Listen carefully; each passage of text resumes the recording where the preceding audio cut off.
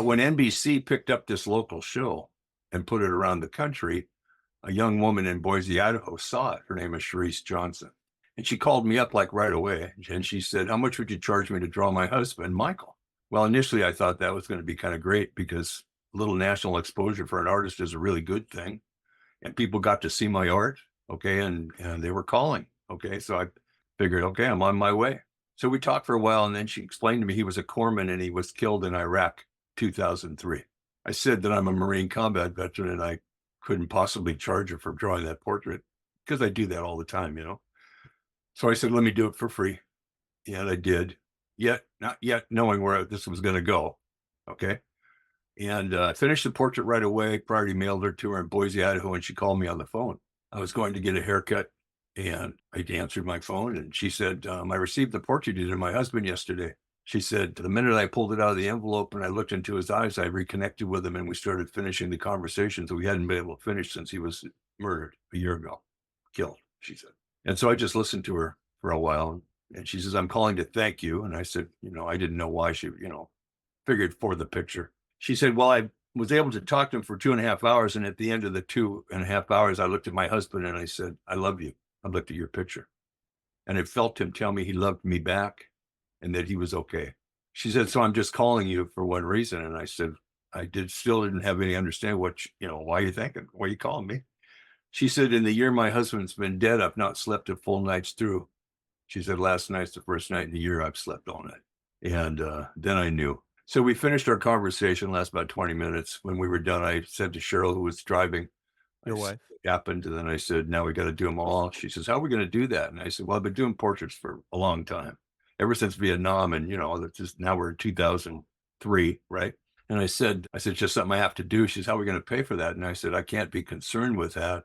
I'm just going to turn that part over to God. That's what it took me about 2 seconds to say all this. Now, Guy had been making his living as an artist. I had just realized, you knew this, realized the Mariners had just paid me $70,000 to do a portrait of Edgar Martinez. And I was about to move into another phase where money wasn't going to be a part of any of it.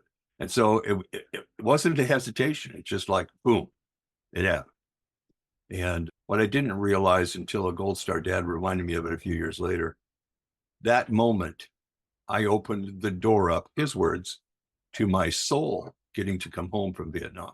Because now what I was being able to do was to assist, and I'll tell you later when we talk about Vinny, assist people into sleeping. I was helping people who stay up all night crushed, as you're well aware of, because of some other things you and I have done together. I've given them something that brought a piece of what they've lost back. Doesn't matter to me what extent or how much, even the little piece, okay, can turn around some of that pain, some of that healing. In fact, the young lady that I just drew, Jaden Johnson at Walterwood Mall, the 3rd July, Yeah. I got an email from her mother before 48 hours after her daughter was murdered. They had a framed portrait of her hanging on their wall. And the mother, who I'd never met this family, the mother called me and she said, I just need you to know that having that portrait on our wall brings our family great peace. Think about that. Their 13-year-old daughter was just murdered at the mall.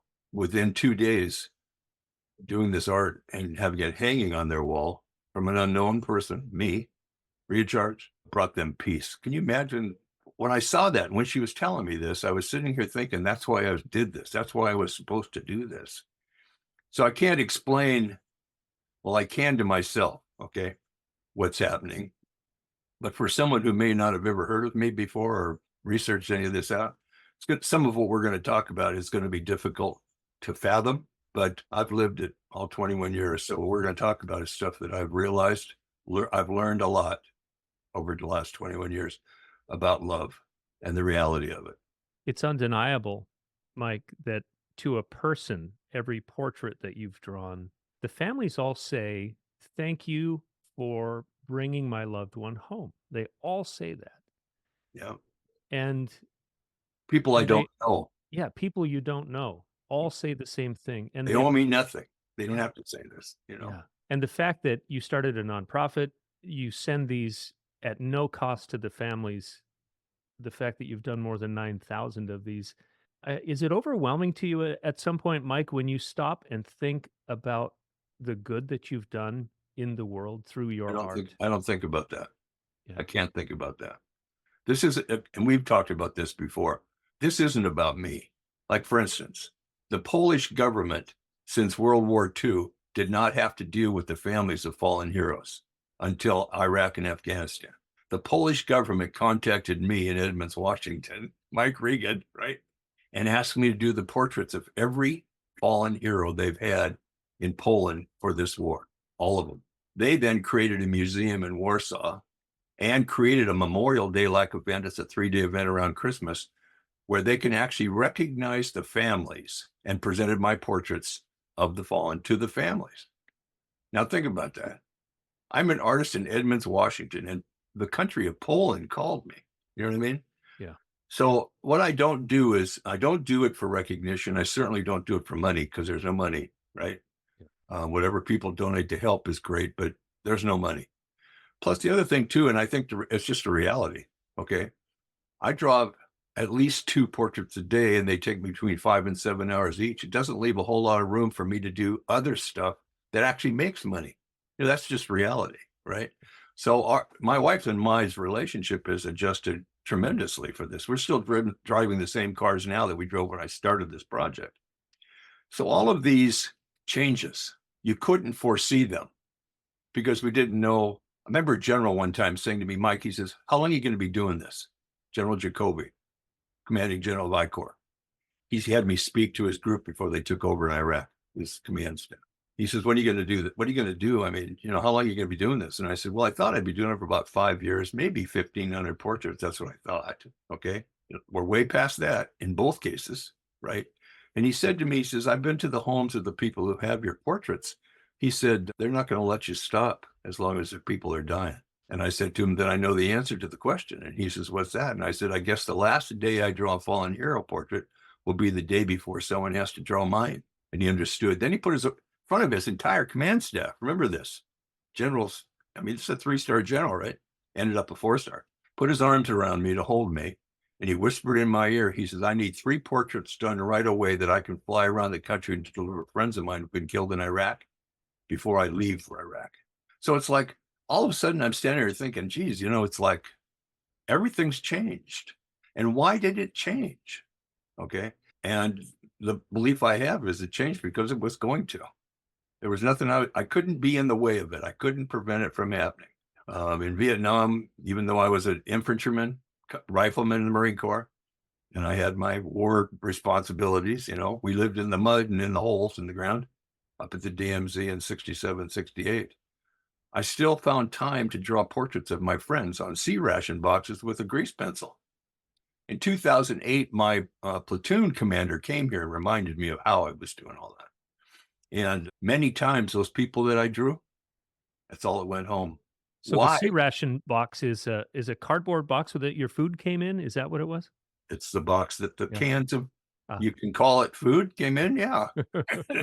You know, but they were meant to be nourishing, not a delicacy. You know what I mean? Yeah. And we got maybe 1 or 2 of those a day where I was at. But the boxes were valuable, and I was trying to find something I could draw on that, because they were plastic. They were, well, not plastic, but they were cardboard, but they were covered so that the water wouldn't, you know what I mean? Yeah. So I was able to use them, and the grease pencil worked perfectly. And then people would just put them in a thing and send them home, you know. And we never thought about the fact that the guy that I was drawing yesterday is going to be blown up today. We didn't think about that because that was every day's occurrence. But why I was doing that, you know, brought me to that day in March of 1968 when I held Vincent as he died. You know, and when he looked at me, he says, Mike, I just want to go home. And then closed his eyes and did. That's the face I see every day. That's who's over my left shoulder. That's Vincent Sentinella. But he's the muse for my entire project, because that moment when I was 20 years old and he was bleeding everywhere, okay, my corpsmen were working hard to keep him alive, but it wasn't going to happen, did something to me.